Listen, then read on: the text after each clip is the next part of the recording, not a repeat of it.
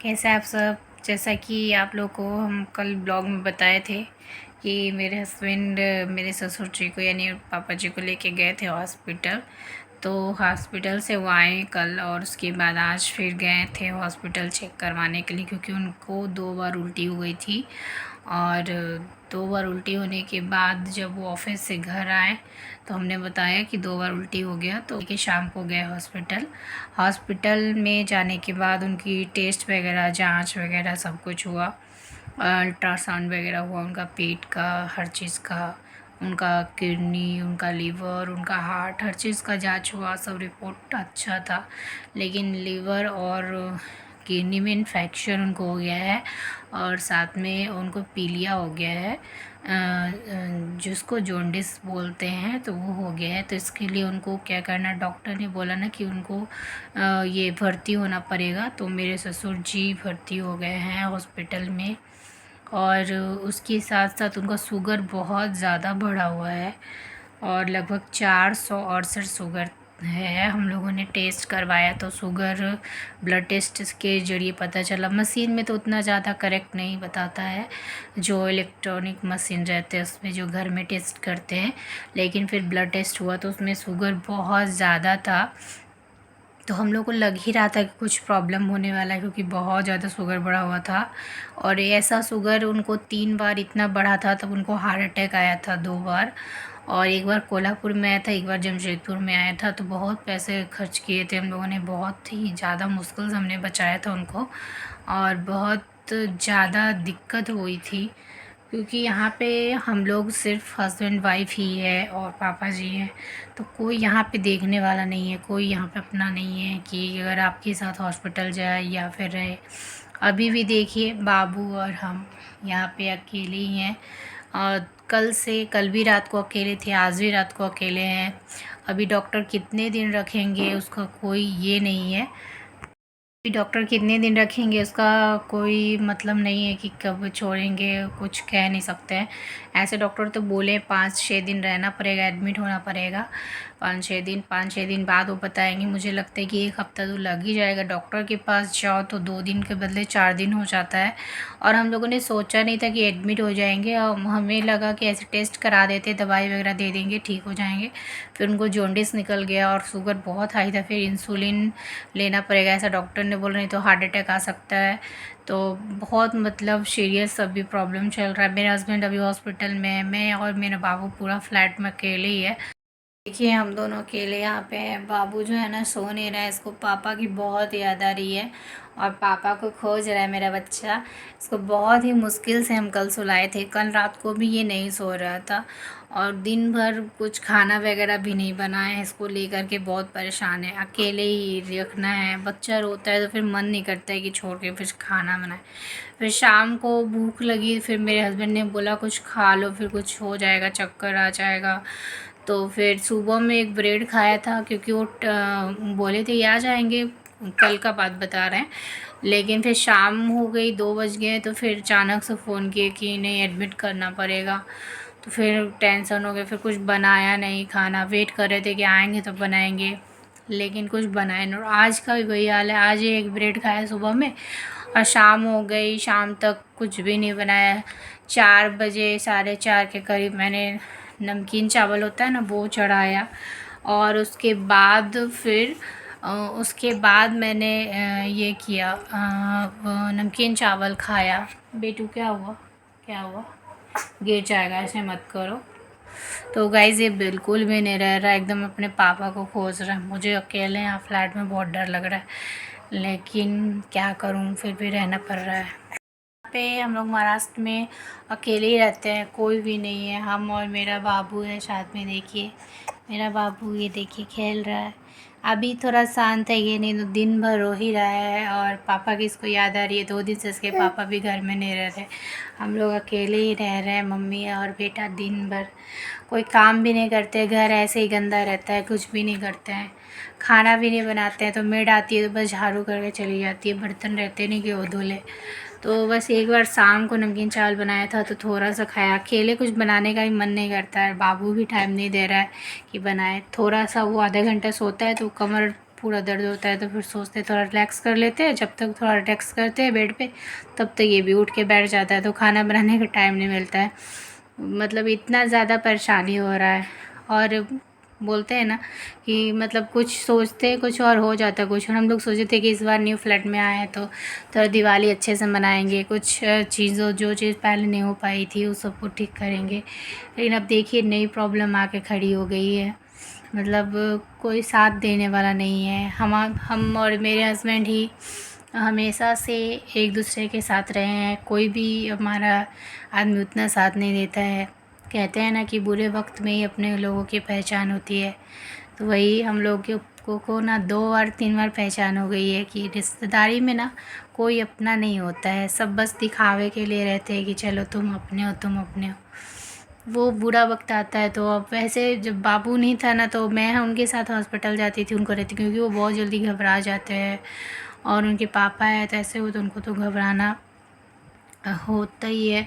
ऐसा हो ही जाता है, किसी के घर भी होगा ऐसा इस तरह से, तो उसको दिक्कत तो लगता है, घबराहट होता है, अच्छा नहीं लगता है, उदास उदास लगता है और मन अच्छा नहीं रहता, स्थिर नहीं रहता है। तो मैं उनके साथ जाती थी, रहती थी। मैं उनके साथ जाती थी, हॉस्पिटल रहती थी। लेकिन अभी बाबू है, बाबू को लेकर कितना छोटा बच्चा को लेकर के हॉस्पिटल भी नहीं जा सकते हैं। तो अभी मेरी फैमिली में ना 3 कांड हो गए हैं। मतलब 3 बड़े बड़े हादसे हो गए हैं। 3 बड़े हादसे हो गए हैं, जिसमें मेरी फूआ का ससुर सबसे पहले डेथ किए, वो बीमार चल रहे थे। उसके बाद फिर मेरे नाना जी डेथ किए थे। चलो वो दोनों थोड़ा मतलब बूढ़े हो गए थे, नाना जी भी 90+ थे। वो फूआ के जो ससुर थे ना वो उतने ज़्यादा बूढ़े नहीं थे, बीमारी के कारण उनकी डेथ हो गई। और इधर अभी मेरे ससुर को आकाश जी का तबीयत ठीक नहीं है, हालत बिगड़ी हुई है। तो भगवान से बस ये प्रे कर रहे कि जल्दी से वो घर आ जाए। सर्दी हो गया बेटू, जल्दी से वो घर आ जाए, ठीक हो जाए। तो यहाँ पे बहुत अच्छा चल रहा था सब कुछ, लेकिन अचानक से ये सब हुआ ना। मतलब सोचे ही नहीं थे कि इतना जल्दी ये सब हो जाएगा। वो तो दिखाने गए थे ना हॉस्पिटल कि चलो जैसे चाहते ऐसे। 1 महीने से ये हर 5-6 दिन में इनको हॉस्पिटल लेके जाते थे। कभी पाँव फूल जाता था, कभी पेट दर्द होता था, मतलब जो भी होता था तो लेके जाते थे हॉस्पिटल। तो सोचा कि इसी तरह से दवाई लेके आ जाएंगे, तो भर्ती कर लिया पूरा। और अभी रात भर मुझे बाबू के साथ जगना पड़ता है। बाबू सोता नहीं रहता है, जब तक 1-1.5 नहीं बजता है इसको नींद नहीं आती है। उसके बाद भी फिर 4 बजे उठेगा, फिर रोएगा, फिर 6 बजे उठेगा, रोएगा, बीच बीच में रोते रहता है। छोटा बच्चा है, आप समझ सकते हैं। तो गाइस बहुत बड़ी प्रॉब्लम है, बहुत ज़्यादा परेशानी में है। ये देखिए मेरा बेटा भी बोल रहा है। सो यही आपको बताना था। तो आप लोग प्लीज़ प्रे कीजिए कि सब कुछ अच्छा रहे, कुछ बुरा ना हो। शाम को उन्होंने जब कॉल किया था तो मैं तो बहुत ज़्यादा डर गई थी, क्योंकि शाम कितना बज रहा था, शाम नहीं मतलब 2 बज रहा था। हाँ 2 ही बज रहा था, शाम होने वाला था, 3 बजने वाला था। मैं इंतज़ार कर रही थी इनका कि ये आएंगे खाना खाने ऑफिस से। और ये बोले थे ना कि आज मैं आऊँगा ना तो 2 बजे आऊँगा तो 6 बजे जाऊँगा। कभी कभी इनकी जो रूटीन रहती है ना तो थोड़ी अलग रहती है। कभी कभी रहती है कि 2 बजे आते हैं, खाना खा के चले जाते हैं। कभी कभी रहती है कि क्लास नहीं रहती है तो 2 बजे आते हैं तो 6 बजे जाते हैं ऑफिस। 2-3 घंटे घर में रहते हैं। लेकिन आज भी वही था कि 2 बजे आऊँगा, 6 बजे जाऊँगा उन्होंने बोला था। और गैस का जो बर्नल है ना वो ख़राब हो गया था मेरा, तो हम खाना नहीं बनाए थे। सुबह में ब्रेड खाए थे, हमने भी खाया था और मेरे हस्बैंड ने भी खाया था। तो फिर हम ना इंतज़ार कर रहे थे। वो बोले थे कि मैं ना न्यू वाला गैस चूल्हा लेके आऊँगा, उसको मत टच करना, क्योंकि उसमें से ना गैस लीक हो रहा था। तो हमने बोला ठीक है, हम भी ब्रेड खा लेते हैं, ब्रेड जैम खा लेंगे या फिर सैंडविच बना लेंगे सैंडविच मेकर में। और आप भी, उनको भी सुबह बना के मैंने दे दिया था, वो खा के चले गए थे 2 ब्रेड। हम भी खा लिए थे। इन्होंने बोला खा लो, तो 11 बजे कॉल किया कि खा लो, नहीं खाई अभी तक। तो हमने बोला हाँ जा रही हूँ खाने के लिए। फिर 11 बजे हमने सैंडविच बना के खा लिया। फिर इंतज़ार कर रहे थे कि 1:30-2 बजेंगे तो ये आएंगे।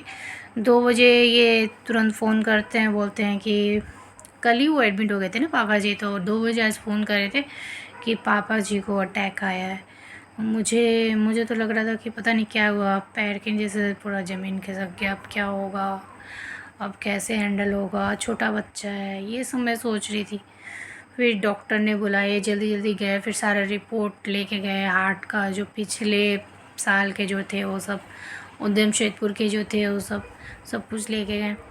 फिर फाइनली जब उसका टेस्ट का रिपोर्ट आया तो डॉक्टर ने बोला कि उसका लक्षण तो नहीं है हार्ट अटैक का, लेकिन इनको किडनी में और लीवर में इन्फेक्शन हो गया है, जिस वजह से इनको उल्टी वगैरह आ रही है, और साथ ही साथ शुगर बहुत हाई है। अगर शुगर कंट्रोल नहीं किया इंसुलिन देके तो हार्ट अटैक आने के चांसेस हो सकते हैं। तो फिर उस हॉस्पिटल से दूसरे हॉस्पिटल उनको ट्रांसफ़र किया गया। फिर एम्बुलेंस लेके आए और ट्रांसफ़र में तो गई नहीं, मैं जा भी नहीं सकती हूँ छोटे बच्चे को लेकर के, वो अकेले वहाँ पे हैं और मुझे टेंशन ही लग रही थी, नींद भी नहीं आ रही है, न हंस पा रहे न बोल पा रहे, अजीब मतलब हो गया है, न रो पा रहे। क्या करें, बच्चों को मुँह देके थोड़ा सा मतलब खुश रहने की कोशिश कर दी ताकि इसको फील ना हो। इसको पता नहीं क्यों पता चल जाता है, जब भी कुछ होता है तो ये अलग तरीके से रोता है। नानी के साथ ऐसा हुआ ना, जब नाना को डेथ कर गए तो नानी को अचानक जाना पड़ा। अचानक इतना जल्दी जल्दी में सब कुछ हुआ ना, आज ट्रेन थी नानी की, और अभी अभी 5 मिनट में निकलने वाले घर से, अभी कॉल आया मामी का कि नाना जी नहीं रहे। मतलब नानी को किस्मत में था ही नहीं नाना से मिलने का। नाना तो अभी वहाँ चल रहे थे, 90+ थे, बूढ़े हो गए थे बहुत ज़्यादा। तो मतलब ऐसा हो गया था, जल्दी से निकलना पड़ा और फ़्लाइट लेकर। और लातूर में ना ट्रेन वगैरह की भी सुविधा नहीं है, और साथ में फ़्लाइट की भी सुविधा नहीं है कि मतलब यहाँ से डायरेक्ट मिल जाए, वैसा नहीं है। लोकल चलता है मुंबई के लिए या पुणे के लिए, तो हमें या तो नांदेड़ जाना पड़ता है ट्रेन के लिए, या फ़्लाइट के लिए हैदराबाद जाना पड़ता है या पुणे जाना पड़ता है। तो पुणे और भी ज़्यादा दूर है, तो हैदराबाद इधर से लगभग ठीक है, या नागपुर ठीक है, तो उधर जाना पड़ता है। तो नानी के साथ भी ऐसा हुआ। तो नानी जब गई ना, मेरा बाबू बहुत ज़्यादा परेशान कर रहा था, बहुत रो रहा था, रात रात भर रो रहा था नानी को याद करके। पता नहीं उसको कैसे पता चलता, कहते हैं ना कि बच्चे जो होते हैं ना भगवान का रूप होते हैं, तो उनको पता चल जाता है कि कुछ प्रॉब्लम है, नानी चली गई है। तो सो नहीं रहा था मेरा बच्चा। तो आज भी वही है, कल भी ये नहीं सोया, इसके पापा नहीं थे, आज भी ये देखो अभी तक जगा है। अभी रात की ना बहुत टाइम हो रहा है, 1 बजने वाला है शायद। 1 मिनट में बताती हूँ देख के। यस, 12:45 होने वाले हैं, अभी तक ये जगह है। तो गाइस बहुत प्रॉब्लम है लाइफ में, जो सोचते हैं बिल्कुल भी नहीं होता है। 3 साल शादी की हुई, 3 साल से बस यही प्रॉब्लम झेल रहा है, हॉस्पिटल हॉस्पिटल हॉस्पिटल। 1 साल ठीक रहते हैं, फिर हॉस्पिटल। मतलब लाइफ बहुत बहुत बेकार हो गई है। तो अभी मैं देखती हूँ इसको सुला के, ये सोएगा फिर हम सो जाएंगे। तो गाइस आप लोग प्लीज़, मेरे फैमिली है तो प्लीज़ दुआ कीजिए सब अच्छा रहे, हम लोग का लाइफ भी अच्छा रहे। हम लोग बहुत दुख देखे हैं, बहुत ज़्यादा संघर्ष किए हैं, आगे अब इतनी हिम्मत नहीं पड़ रही कि हम संघर्ष करें, लेकिन ठीक है, भगवान जो भी करेंगे अच्छा ही करेंगे। तो गाइस प्लीज़ प्रे कीजिए कि सब अच्छा रहे।